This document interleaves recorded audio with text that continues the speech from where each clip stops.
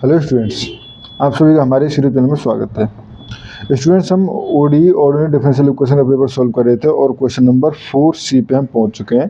Question number 4C है, a body with mass m equal to 1/2 kg is attached to the end of the spring that is stretched 2 metre by the force of 16 newton. It is set in motion with initial position x0 equal to 1 meter and initial velocity v0 equal to -5 meter per second. Find the position function of the body as well as the amplitude, frequency and period of oscillation. ठीक है students, ये question है जिसको हमें solve करना है, तो solve करना चालू करते हैं। तो देखो हमारे पास मास कितना गिवन है, मास गिवन है 1/2 kg, ठीक है। एंड फोर्स जो है जिससे स्ट्रेच किया गया है वो है हमारे पास 16 न्यूटन एंड प्रोड्यूस एक्सटेंशन जो है वो है हमारे पास 2 मीटर, ठीक है। एंड इनिशियल कंडीशन क्या है, इनिशियल कंडीशन गिवन है x at 0 equal to 1 metre and v at 0 equal to x dash basically 0 equal to -5 metre per second, ठीक है स्टूडेंट्स, ये है हमारे पास, ठीक है। तो अब देखो, पहले सबसे पहले हमें क्या क्या फाइंड करना है, स्प्रिंग कांस्टेंट, ठीक है। तो फर्स्ट ऑफ ऑल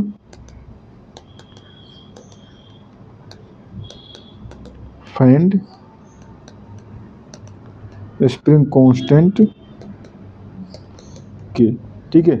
तो ये होता है F इक्वल टू के डॉट एक्स, ठीक है। तो K इक्वल टू क्या हो जाएगा, F डॉट एक्स। तो यहाँ से F दो 16 एंड x था 2, तो ये हो गया 8 न्यूटन पर मीटर, ठीक है, ये हो गया। नाउ अब अगर हम बात करें तो इक्वेशन ऑफ द मोशन क्या होती है, इक्वेशन ऑफ द मोशन, ठीक है। तो basically for spring mass system, spring mass system without damping और फोर्स, डैम्पिंग और फोर्स, हमारे पास इक्वेशन होती है md² x dt² plus kx equal to 0, ठीक है, ये हो गया। तो यहाँ से देखो हमारे पास m की वैल्यू जो है वो है 1/2, तो ये हो गया 1/2 d² x dt², ठीक है, प्लस k की वैल्यू हम ऑलरेडी निकाल चुके हैं, तो 8x इक्वल टू 0, ठीक है। या हम इसको लिख सकते हैं, इस तरह लिख सकते हैं x t plus 8x equal to 0। तो अब इसको हमें सॉल्व करना है। तो देखो सॉल्व करने के लिए पहले एक्सीलरी इक्वेशन, RHS बेसिकली 0 है तो CF इसका फाइनल सॉल्यूशन रहेगा, ठीक है। तो ये हो जाएगा m² प्लस 8 इक्वल टू 0 है, m इक्वल टू ये हो जाएगा हमारा प्लस माइनस सॉरी 16 हो गया था ना, ये 16, तो प्लस माइनस 4 आयोटा, ठीक है। तो यहाँ से हो जाएगा हमारे पास CF equal to C1 cos 4x plus C2 sin 4x, अच्छा t की टर्म है तो t, तो t की टर्म है ना xt, तो C1 cos 4t plus C2 sin 4t, ठीक है। अब इनिशियल कंडीशन क्या है, x एट 0 इक्वल टू 1, ठीक है, x at 0 equal to 1 implies, यहाँ पे बेसिकली इसको ये लिख लो आप, क्योंकि यही इसका फाइनल सॉल्यूशन रहेगा, क्योंकि RHS जो है वो 0 है।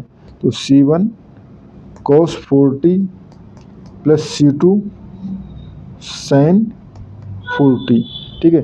x0 equal to 1 implies C1 equal to 1, क्योंकि sin 0 तो 0 हो जाएगा, C2 और cos 0 जो है वो 1 रहेगा, तो C1 इक्वल टू 1, ठीक है। नाउ x डैश t अगर हम देखें तो ये डेरिवेट कर लें तो ये हो जाएगा माइनस C1, क्योंकि cos का माइनस में होगा तो sin 4t एंड 4 आगे लिख दिया, ठीक है, प्लस 4C2 cos 4t, ठीक है। और हमारे पास है x डैश t यानी बेसिकली vt जो हमारे पास गिवन थी वेलोसिटी, तो वो equal to x dash t होती है, तो और वो होती है हमारे पास -5 ना, ठीक है। तो ये हो जाएगा हमारे पास इम्प्लाइज, अब देखो एट जीरो पे थी, तो जीरो जैसे पुट करेंगे तो C1 वाली टर्म तो जीरो हो जाएगा, यानी 4C2 इक्वल टू -5, या हम कहें C2 इक्वल टू -5/4, ठीक है। तो यहाँ से हम पोजीशन फंक्शन जो है वो दे सकते हैं, xt इक्वल टू C1 यानी कि 1, तो हो जाएगा cos 40 -5/4 एंड हो जाएगा sin 40, ठीक है। ये आपका पोजीशन फंक्शन हो गया, ठीक है। अब हम एम्पलीट्यूड अगर निकालें तो ये क्या होता है हमारे पास, एम्पलीट्यूड, ठीक है। तो ये अगर सपोज सपोज पोजीशन फंक्शन हमारे पास क्या है, x equal to a cos omega t plus b sin omega t, तो उस कंडीशन में एम्पलीट्यूड r इक्वल टू हमारे पास गिवन होता है a√a² प्लस b², ठीक है। तो यहाँ पे √1 का स्क्वायर प्लस 5/4 का स्क्वायर, ठीक है।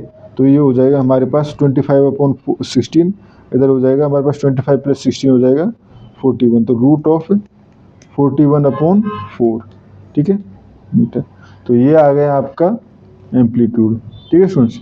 अब बात करते हैं हम फ्रीक्वेंसी एंड पीरियड्स, ठीक है।